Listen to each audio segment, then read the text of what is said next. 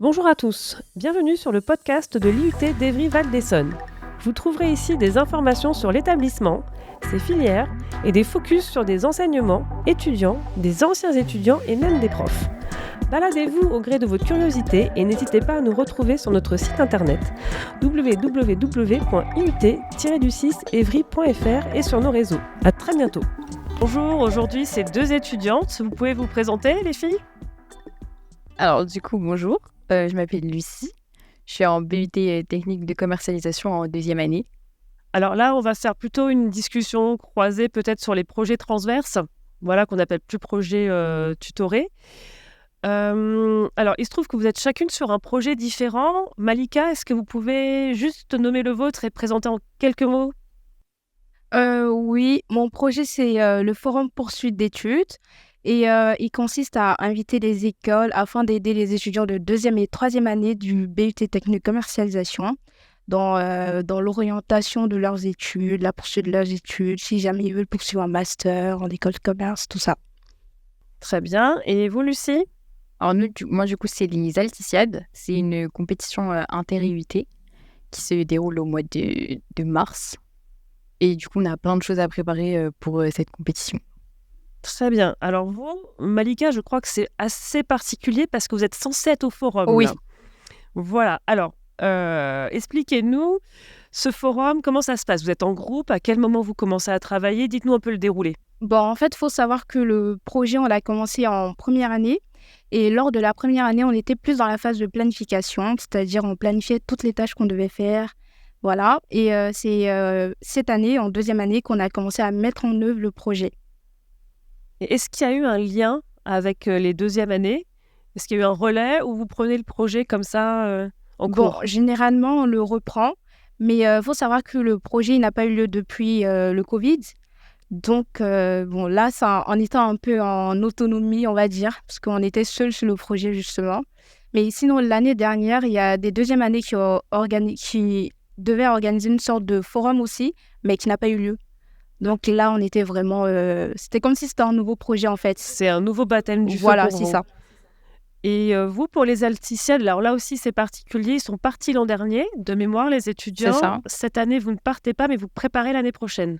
Oui, en fait, ça fait beaucoup de temps qu'on avait arrêté de faire les Alticiades. L'année dernière, ils sont partis. Du coup, on n'a pas les personnes qui sont parties n'ont pas récupéré le projet cette année puisqu'ils sont passés en alternance. Et qu'en en alternance, on ne peut pas partir aux Alticiades. Du coup, nous, on l'a récupéré en début d'année.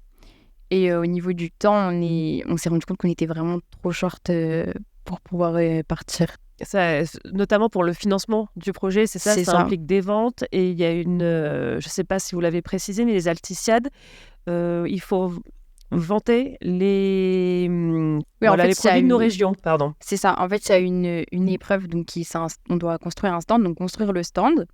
Et ensuite, on doit vendre des produits qui représentent notre région ou alors qui représentent notre thème. Donc, nous, notre thème cette année, c'était l'aviation.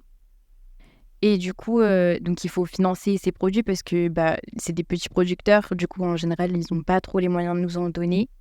Plus financer le trajet, sachant qu'on est 10 étudiants à partir. Il y a aussi un OGNI à construire. Donc ça aussi, il faut le financer. Alors, précisez OGNI, parce que moi, je sais. Alors, un OGNI, c'est un peu comme le principe d'une caisse à savon. Sauf que du coup, donc, il va devoir glisser sur la neige, accompagné des autres étudiants qui font une chorégraphie. Sur le même thème, du coup, que le stand, qui est du coup l'aviation.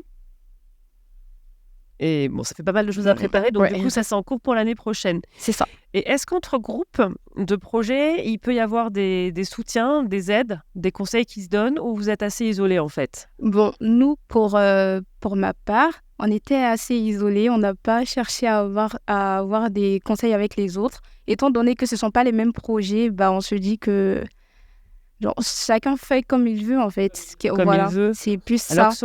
Que sur la mise en œuvre, il peut peut-être y avoir des points communs des fois ou des choses que vous pouvez partager ou pas du tout, ou vous préférez peut-être travailler de façon isolée ? On n'y a peut-être pas pensé non plus. On est surtout concentré sur notre projet. Du coup, on ne pense pas forcément aller voir les autres. Mais là, je pense qu'il y a des projets qui sont quand même en commun.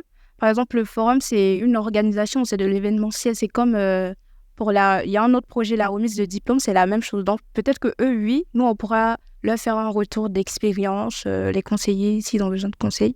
Et quand vous faites vos projets, donc là, vous avez dû reporter pour les Alticiades. Quelle autre difficulté vous pouvez rencontrer dans l'organisation ? Moi, pour ma part, dans le projet Forum Poursuite d'études, c'était les difficultés, on a l'organisation déjà, parce que quand on planifie les tâches, c'est-à-dire tout le monde doit finir ses tâches le jour où on doit les rendre, en fait. Mais vu que le projet, on le fait en même temps que les cours, les devoirs, tout ça, donc il peut y avoir des contraintes. C'est un peu ça, les difficultés.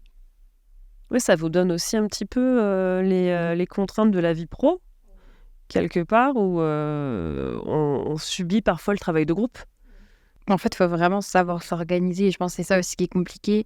Il y a aussi un niveau de planification, de voir exactement. Parce qu'en fait, quand on enlève tous les jours où on ne peut pas bosser sur le projet, en fait, on se rend compte qu'on n'a pas de temps. On n'a vraiment pas beaucoup de temps. On a des jeudis après-midi qui sont banalisés. Donc, on a 4 heures. Mais c'est tellement en tout cas, les L7, c'est tellement un gros projet, mais je pense pour tous les projets, que du coup, c'est vraiment une charge de travail. Donc, il faut vraiment se donner. Et même en se donnant, des fois, ça ne marche pas. Et les Alticiades impliquent aussi peut-être des déplacements ? Oui. Voilà. Oui, par exemple, on a 2 personnes du groupe qui ont été voir un Producteur ? Oui, un producteur de Cresson. Oui, ça avait été une idée qui avait été donnée ça l'an dernier. Ouais. Et du coup, mais c'est pareil, faut payer l'essence. Donc ça, c'est nos frais, etc. Donc voilà. Oui, d'où chercher peut-être aussi des demandes de sponsoring et des choses comme ça.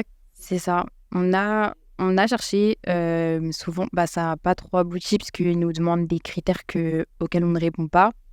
Après, sinon, il y a la possibilité aussi de faire des ventes au sein de l'IUT, où ça nous rapporte un peu d'argent. Comme par exemple, nous, on a fait la vente de crêpes. Donc, c'est un moyen aussi de financer le projet. Exactement. Et ça marche très bien. Mais alors, vous n'avez pas encore le retour d'expérience d'Alticiade. Vous n'allez pas tarder à l'avoir. Votre retour d'expérience, vous pensez que ça peut... Déjà, à cet instant T, qu'est-ce que ça vous a apporté, à vous, ce type de projet ? Alors déjà, on apprend à travailler en équipe. Même si au sein de nos études, on est aussi amené à travailler en équipe. Là, c'est sur autre chose. À s'organiser.